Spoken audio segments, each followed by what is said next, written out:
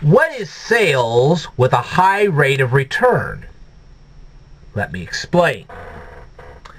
Okay. We have the Kirby Toy Manufacturing Company. And these guys manufacture toys. Okay? And as it gets closer to Christmas time, they discover that they are manufacturing a toy that every kid across the United States likes. So they decide to manufacture hundreds of copies of this toy that everybody seems to like. They can't hardly get enough of them manufactured before they get them sold. Well, not only are they aware that this toy is hot, but Bob's Toy Shack is also aware of how hot the toy is. Okay. So Bob's Toy Shack calls Kirby Toys and says, look, we would love to sell your toys, but we do know one thing. Once Christmas is over with, we don't want to get stuck with hundreds of copies of this toy that we can no longer sell. Well, Kirby Toys says, well, that's no problem. What we're going to do is we're going to have some kind of a buyback agreement with you. Okay? And how this is going to work is that we're going to ship you off, let's say we're going to ship you off 500 copies of this toy that everybody seems to like. And when you receive them, keep track of how many toys you've got left. Okay? And in January, make a count of how many toys you got left, and you tell us how many you've got left in January, and we'll buy back those toys that you couldn't get sold on your sales shelf. That way you don't have excess inventory going on in January, February, March, etc., etc. It's going to be our problem, not yours.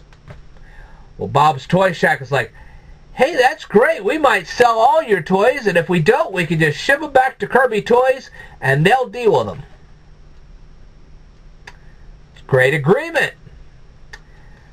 Now then, the real question comes down to whether Kirby Toys will actually record a sale to Bob's Toy Shack or not.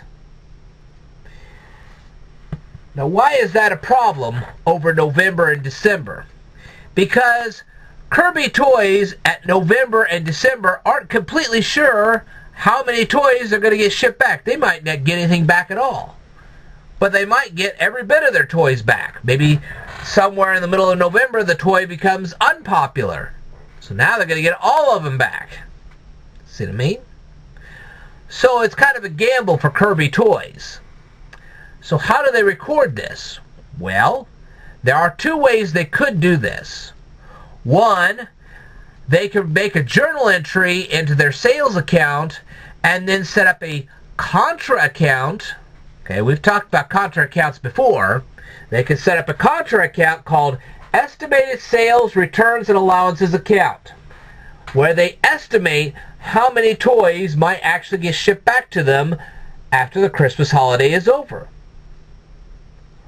Or they might choose not to record a sale at all until after the end of the year so that they know exactly what they're going to get back. Okay? Because Bob's Toy Shack will not know how many of those toys it's going to have to ship back to Kirby Toys until the beginning of the following year. They can estimate, but they're not going to be entirely sure until after the holidays are over with. So, like I said, Kirby Toys has two options. Either they can record a sale in November with an estimated sales returns and allowance account because they are successfully able to estimate how many of those toys are going to come back, or they may not record a sale at all until the beginning of the following year. That way they know for sure how many toys they're going to get back. It can work one of two ways. The best policy is that unless you can truly guess correctly how many toys you're going to get back, don't record a sale. Because you could end up with a lot more toys returned than you think. You say, well, how does that work? Well, let's say you have shipped off 500 units of this wonderful toy that every kid likes. And then all of a sudden they discover that the paint that was used on the toys was toxic to the kids. And you didn't know it. So now all those toys are being recalled and shipped back to you. And now you're stuck with a whole bunch of toys you can't sell. That's how that works. So, unless you can reasonably estimate how many toys might get returned back to you, well,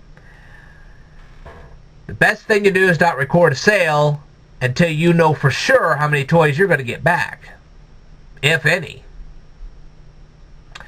Alright, I hope that helps you out. I will tell you more in a future video. Stay tuned.